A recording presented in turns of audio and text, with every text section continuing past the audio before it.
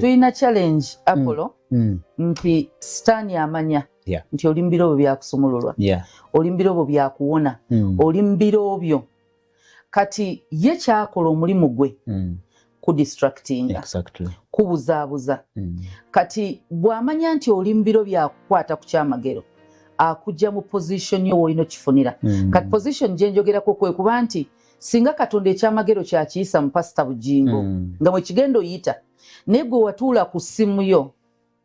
nodda ku social media nokkiriza ekyewuunyisa abantu bakkiriza Katonda batatumye bagana okukkiriza bakkiriza Katonda batatumye ne bagana okukkiriza Katonda batumye nti faith ye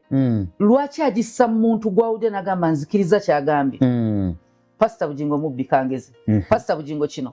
lwaki tokkiriza Pastor Bujingo kyayogera nti Katonda akuyise owone kiba kimu Stan yakipanga